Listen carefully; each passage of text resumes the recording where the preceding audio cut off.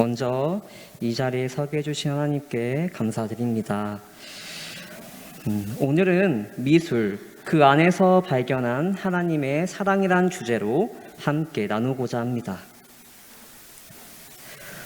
혹시 성도님들께서는 미술 작품을 감상할 수 있는 전시회를 가보신 적 있으신가요?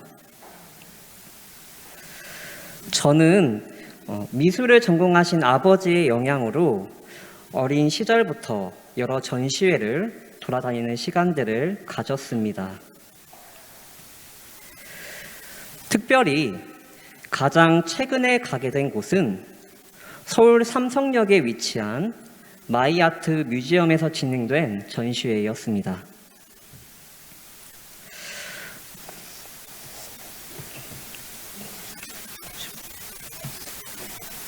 20세기 가장 위대했던 3대 프랑스 화가를 뽑자면 입체파를 대표하는 천재화가 피카소,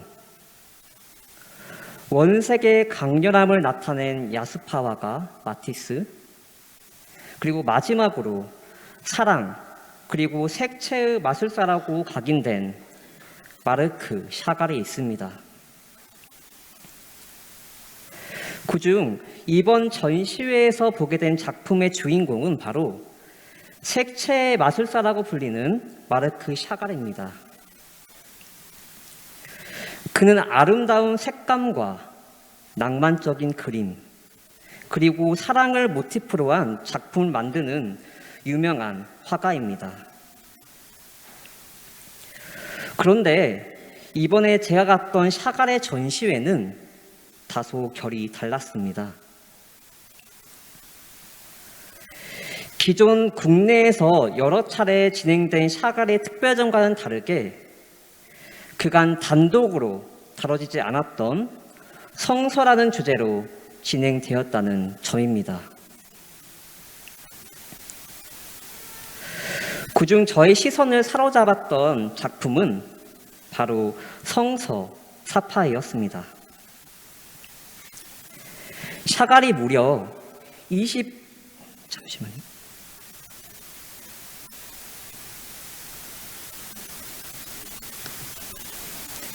샤갈이 무려 25년이 넘는 제작 기간 끝에 완성된 105점의 애칭 사파들인 것입니다. 각각의 작품 속에선 성서의 이미지와 함께 그의 혼이 깃든 모습을 만나볼 수 있었습니다. 그렇다면 제가 봤던 105점의 성서 사파의 모습은 어떠하였을까요?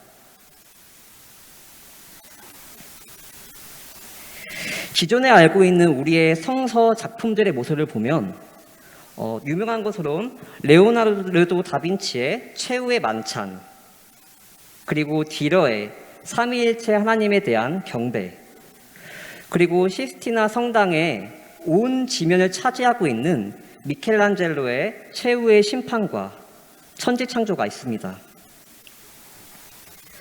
실제로 이 작품들을 보면 사람이 압도당할 정도로 크고 웅장하며 색들도 화려한 색채를 묘사한 작품임을 우리는 확인할 수 있는데요. 더군다나 샤갈의 작품을, 유명한 작품들의 특징을 살펴보면 강렬한 색채와 그리고 개성 있는 화법으로 자신만의 미술 세계를 발전시켜 왔었기에 다른 화가들보다 더욱 강렬하고 화려한 색채를 사용했을 거라 예정하실 수 있습니다.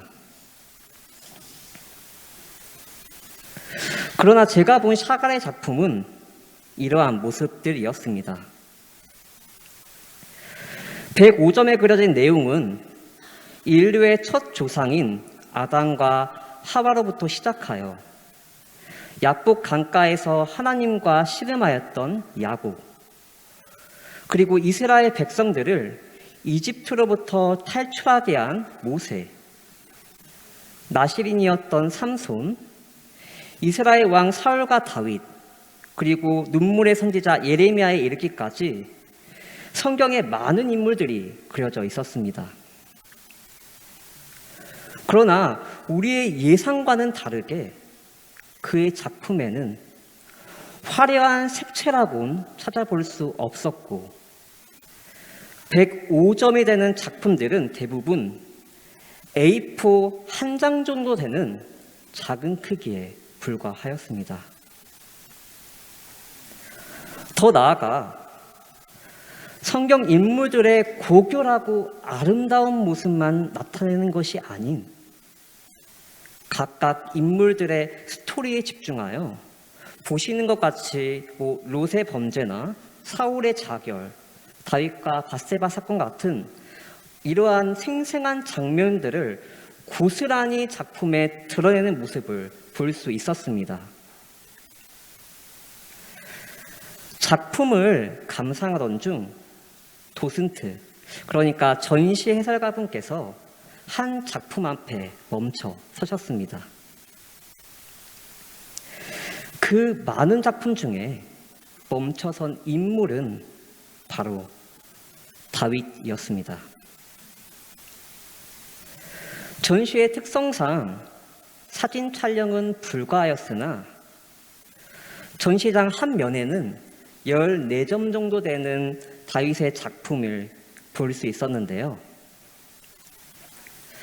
다윗의 유년 시절 양을 치던 모습으로 시작하여 골리앗과의 싸움에서 승리한 모습, 그리고 다윗과 밧세바의 사건과 그의 아들 압살롬의 죽음에 이르기까지 다윗의 위대한 성공적인 내용도 있었지만 그에 반면 그가 실패한 부분까지 그림에 하나하나 담겨 있는 것을 볼 수 있었습니다. 그때 전시 해설가분께서 이러한 말씀을 하셨습니다.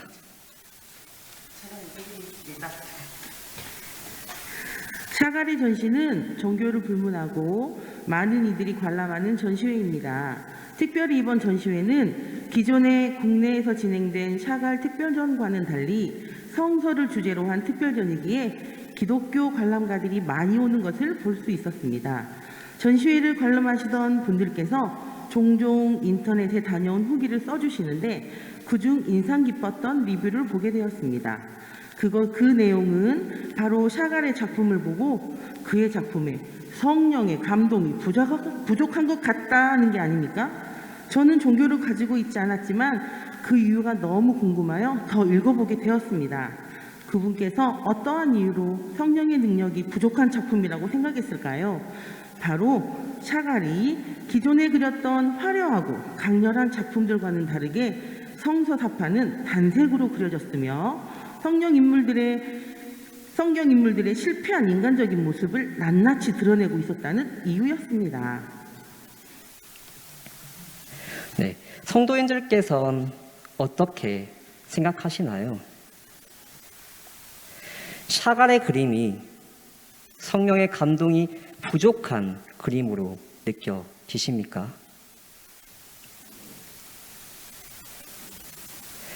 샤갈의 그림에는 다윗의 다양한 모습들이 전개되어 있었습니다. 그렇다면 만약 성도인들께서 다윗의 그림 중 가장 성령의 감동을 받았을 것 같은 한 장면을 뽑는다면 어떠한 장면을 선택하실 것입니까? 제가 1분 동안 옆 사람과 생각을 나눌 시간을 드리도록 하겠습니다. 질문은 만약 성도인들께서 다윗의 여러 스토리 중에서 가장 성령의 감동을 받았을 것 같은 한 장면이 어떠한 것인지 옆 사람 혹은 앞 사람과 함께 1분 동안 나누고 또 설교를 이어가도록 하겠습니다.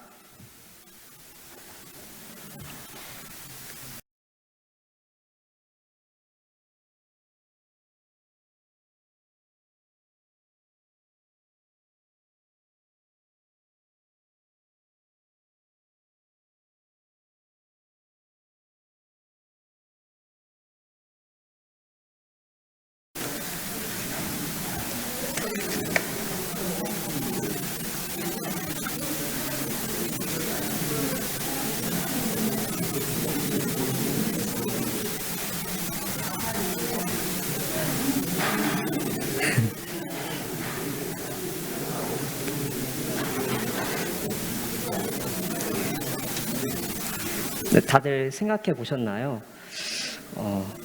가장 골똘하게 생각하고 있는 우리 정유에게 한번 물어보도록 하겠습니다.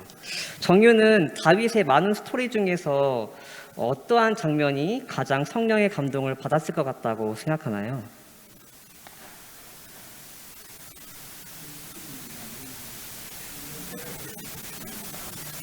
어렵죠. 어렵습니다. 네. 많은 사람들은 다윗이 거대한 골리앗을 향해 믿음으로 물맷돌을 던져 단번에 죽인 상황과 같은 승리한 장면을 보고 성령의 감동을 받은 장면이라 생각하고 뽑습니다. 그러나 저는 다윗이 성령의 감동이 가장 드러난 장면을 뽑는다면 그가 왕이 되기 직전의 모습이라고 말씀드리고 싶습니다. 다 함께 사무엘상 30장 1절에서 6절에 있는 말씀을 보도록 하시겠습니다. 사무엘상 30장 1절에서 6절에 있는 말씀입니다.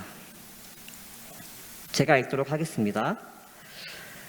다윗과 그 사람들이 사흘 만에 시글락에 이른 때에 아말렉 사람들이 이미 네겝과 시글락을 침노하였는데 그들이 시글락을 쳐서 불사르고 거기에 있는 젊거나 늙은 여인들은 한 사람도 죽이지 아니하고 다 사로잡아 끌고 자기 길을 갔더라. 다윗과 그의 사람들이 성읍에 이르러 본즉 성읍이 불탔고 자기들의 아내와 자녀들이 사로잡혔는지라. 다윗과 그와 함께한 백성이 울 기력이 없도록 소리 높여 울었더라. 다윗의 두 아내 이스라엘 여인 아히노암과 갈멜 사람 다말의 아내였던 아비가엘도 사로잡혔더라. 백성들이 자녀들 때문에 마음이 슬퍼서 다윗을 돌로 치자 하니 다윗이 크게 다급하였으나 그의 하나님 여호와를 힘입고 용기를 얻었더라.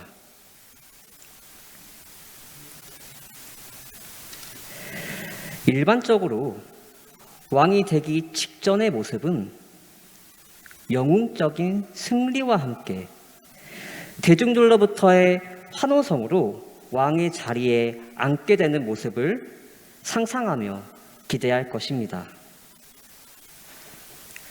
그러나 다윗이 왕이 되기 직전의 모습은 매우 초라하고 부끄럽기까지 하였습니다. 다윗은 수년간 사울에게 쫓겨 다녔습니다. 그리하여 그는 더 이상 피할 곳이 없게 되자 블레셋으로 도망가게 됩니다. 하나님의 백성이 우상 숭배의 나라, 그것도 자신이 한때 하나님을 향한 믿음으로 거대한 용사 골리앗을 쓰러뜨리고 그들을 패하게 만들었던 나라 블레셋으로 간 것입니다. 그리고 그곳에서 그는 결국 블레셋 왕의 호위로 시글락에 거하게 됩니다.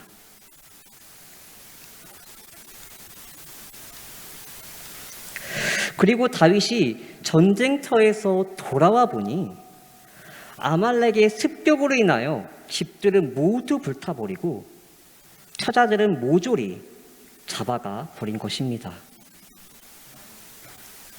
결국 다윗의 부하 중 한 명이 이 모든 것이 다윗 때문이라고 외쳤으며 그를 따르던 부하들 모두가 다윗을 돌로 쳐 죽이려고 하는 장면이 오늘 본문 말씀의 내용입니다.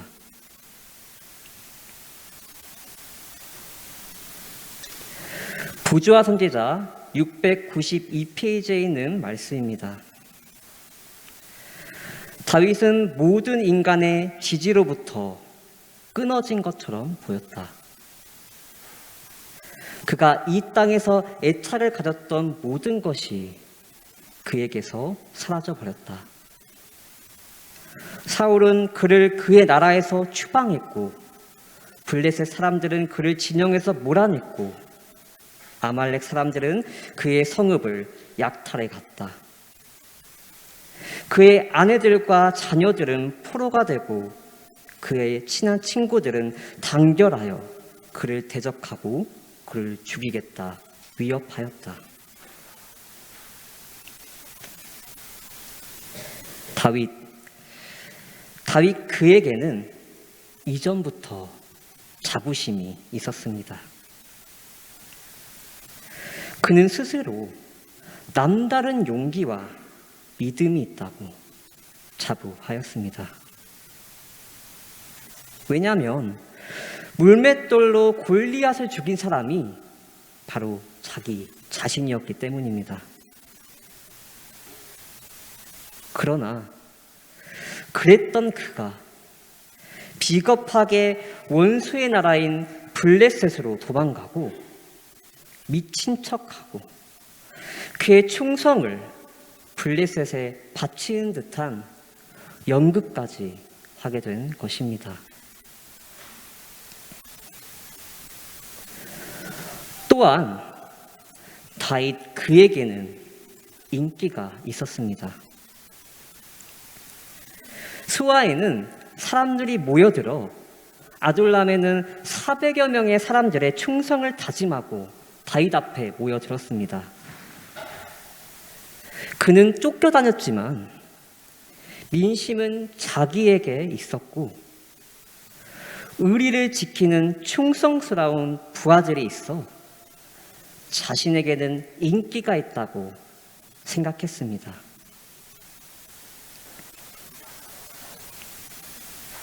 그러나 지금 그의 모습은 어떠합니까?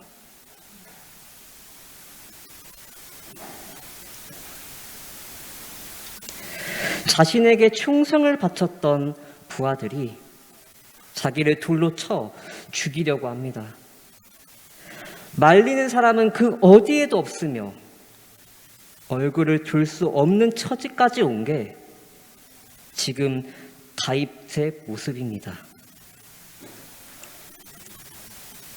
그리고 바로 그때 하나님께서 묻습니다.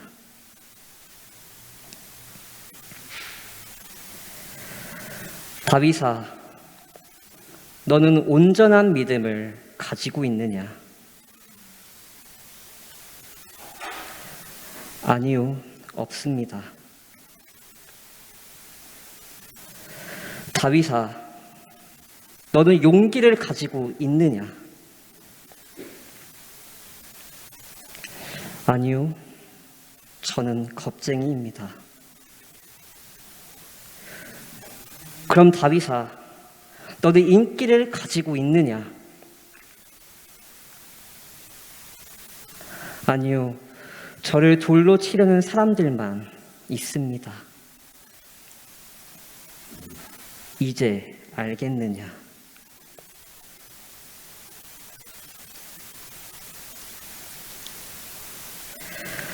다윗 그에게는 그 어느 것도 없었습니다. 모든 것이 다 무너진 상태이었습니다. 그에게 자부할 것이라곤 단 하나도 있지 않았습니다. 그리고 그의 고백은 하나님, 저는 아무것도 아닙니다. 라고 말합니다. 그러나 바로 그때 하나님은 다윗을 왕으로 세우십니다.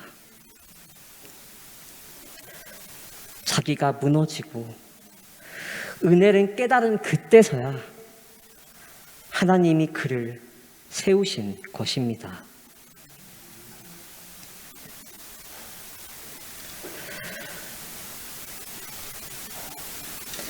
부조화 선지자 692페이지에선 이렇게 말씀하고 있습니다. 이 같은 극도의 궁지에 몰린 이 시간에 다윗은 그의 마음을 이 고통스러운 환경에 집착하지 않고 그 대신 도움을 구하기 위하여 하나님을 열렬히 바라보았다. 다윗이 그 하나님 여호와를 힘입고 용기를 얻었더라. 그는 다사다난했던 과거의 생애를 회고하였다. 여호와 하나님께서 그를 버리신 적이 있었던가? 그의 마음은 수많은 하나님의 은총의 증거들을 회상하고 활기를 띠었다. 다윗의 추종자들은 불만과 조급함으로 그들의 고통을 배나 더 크게 하였으나 하나님의 사람은 슬퍼해야 할 이유가 더 컸을지라도 스스로 꿋꿋함을 드러내었다. 내가 두려워하는 날에 주를 의지하리이다 라는 것이 그의 마음에서 우러나오는 말이었다.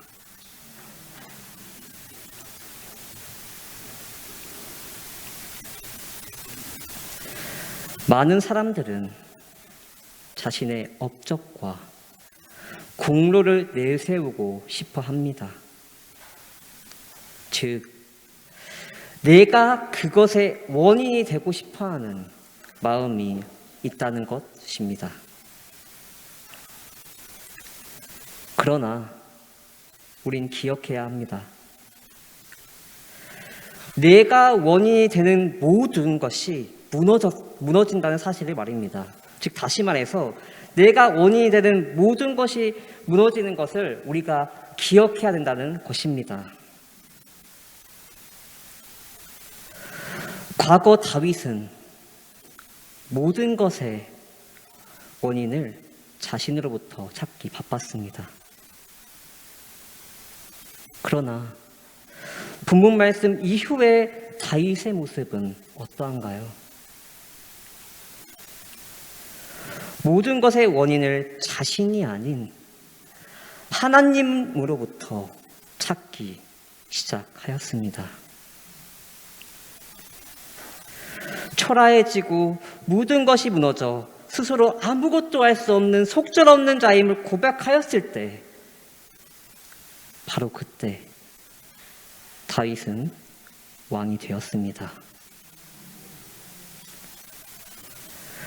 약할 때 오히려 강하게 하셨고 초라할 때 영광의 능력을 입게 하셨습니다. 따라서 우린 기억해야 합니다. 우리의 삶에 초라해지고 무너질 때 바로 그때가 하나님은 다윗을 왕이 되게 하셨다는 말씀입니다.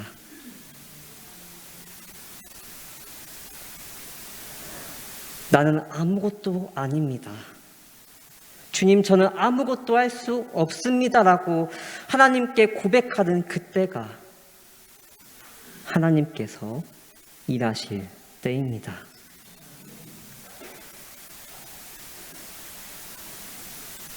사무엘상 30장 6절의 말씀입니다. 그 하나님 여호와를 힘입고 용기를 얻었더라. 영어로는 But David encouraged himself in the Lord his God이라고 합니다. 이 부분을 문자 그대로 직역하면 다윗이 그의 하나님 여호와 안에서 스스로 강해졌다라고 합니다. 여기서 주목해야 될 부분은 바로 하나님 여호와 안에서입니다. 이 하나님 안에서라는 표현은 사도 바울이 서신서에서 기록한 그리스도 안에서라는 반복적인 표현과 동일한 뜻입니다. 즉, 인간은 우리 자신 안에서 나오는 생각이나 행동이 아닌 하나님 안에서 진정한 힘과 용기를 가져야 한 존재라는 것입니다.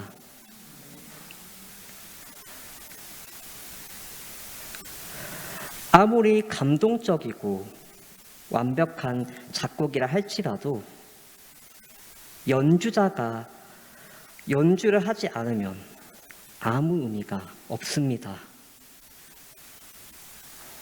그리고 최고의 연주는 최고로 어려운 곡을 연주할 때 나오게 됩니다. 그 모든 압박과 고난 가운데서도 하나님 여호와 안에서 하나님께 우리의 삶을 드린다면 바로 그때 하나님께서 우리의 인생의 연주자가 되어주셔서 최고의 연주가 흘러나오게 하실 것입니다. 역대하 20장 9절 말씀입니다. 만일 재앙이나 난리나 견책이나 온역이나 기근이 우리에게 임하면 주의 이름이 이전에 있으니 우리가 이전 앞과 주의 앞에 서서 이 환난 가운데 주께 부르진즉 들으시고 구원하시리라 하였나이다. 아멘. 저희의 인생의 최고의 연주자이자 최고의 해결자 되시는 하나님 안에서, 그리스도 안에서 참된 힘과 용기를 가져야 함을 본문 말씀을 통해 파악할 수 있었습니다. 그럼 다시 서론에서 언급된 샤갈의 그림에 대한 질문으로 돌아가도록 하겠습니다. 그가 그린 다윗의 그림이 이제 어떻게 보이시나요? 화려한 색채와 엄청난 크기를 자랑하지 못할지 모릅니다. 인간적인 시선으로 바라볼 땐 어떤 이의 리뷰에서 언급된 것처럼 성령의 감동이 부족해 보인다 말할지도 모릅니다. 그러나 혹시 보이시나요? 인간적인 실패가 낱낱이 드러난 단색으로 그려진 한 폭의 작은 틀 안에 담긴 하나님의 역사하심을 말입니다.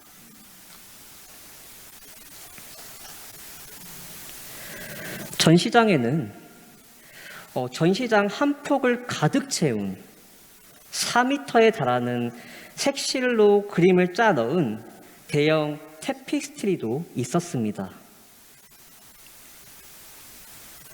많은 관광객들은 이 대형 테피스트리에 더 초점을 맞추어 성서 사파 중에서 그 105개 중 일부에 불과하고 화려하지도 않으며 크기도 작은 다윗의 그림은 그저 스쳐 지나가기 바빴습니다. 그러나 저는 도슨트의 설명이 끝난 뒤 다시 한번 다윗이 그려진 그 그림으로 돌아가서 한동안 그 그림을 바라보았습니다. 그리고 그 어느 작품보다 가장 아름다운 작품이었다 자부할 수 있었습니다. 왜냐하면 다윗의 그림 안에는 하나님을 향한 그의 신앙적인 모습이 그 어떤 작품보다 절실히 느낄 수 있었기 때문입니다. 잘 보이진 않으시겠지만 화면의 맨 마지막 작품에 나타난 다윗의 모습이 보이신가요? 그가 무엇을 하고 있나요? 잘 안 보이시죠? 샤갈이 그린 다윗 스토리의 마지막 사파는 다윗 그가 하나님을 바라보는 듯한 모습을 보입니다.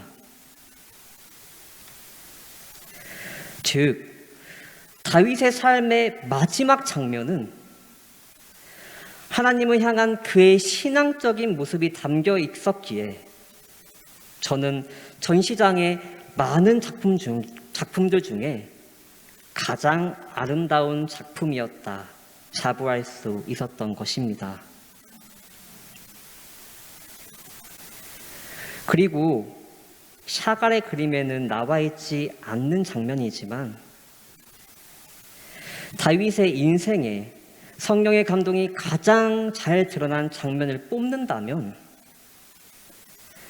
그의 삶의 모든 것이 없어졌을 때, 모든 것을 잃고 모든 이가 그를 죽이려고 하는 바로 그때 그가 고개를 들어 하나님을 바라보았다는 부분이 그의 인생에서 성령의 감동이 가장 잘 나타난 부분이지 않을까요?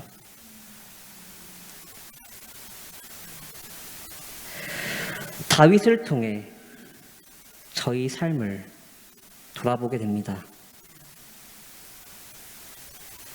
때때로 저희 삶에 닥친 어려움으로 인하여 아버지를 향한 고백을 말할 힘이 없을 때는 그저 아버지만 바라만 보아도 하늘 아버지신 하나님께선 우리를 건져주실 것입니다. 이는 내가 강해진다고 이기는 것이 아닌 우리의 연약함을 고백하고 하나님을 의지할 때 강해짐을, 그때가 바로 다윗을 일으켜 세우셨던 하나님의 역사하심이 나타날 때임을 기억하시길 간절히 바랍니다.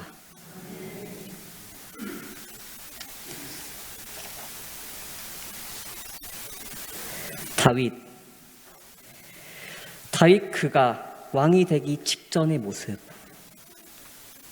그리고 샤갈의 작품의 마지막 다윗의 모습엔 공통점이 있었습니다.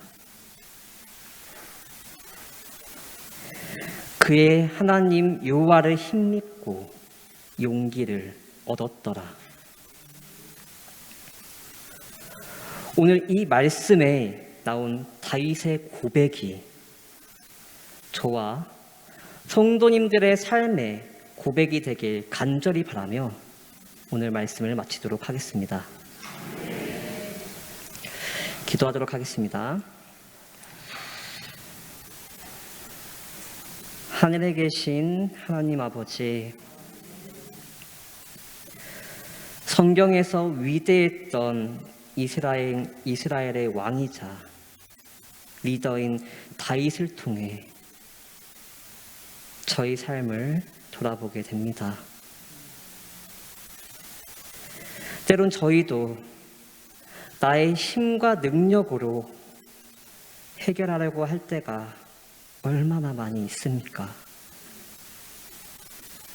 결국 마지막으로 지푸라기라도 잡는 심정으로 하나님께 고백하는 저희의 모습조차도 기뻐 받아주시 하나님께 감사드립니다. 가장 마지막에 주님을 찾는 우리의 기도의 음성이 가장 최고의 해결책임을 알게 하여 주옵시고 저희와 함께 하여 주시옵소서. 그리하여 넘어진 그 다윗을 일으켜 세워주신 그 하나님이 오늘날 무너진 저희의 삶에도 도움이 되실 것을 믿고 감사드리며 사랑 많으신 예수님 이름으로 기도드립니다. 아멘.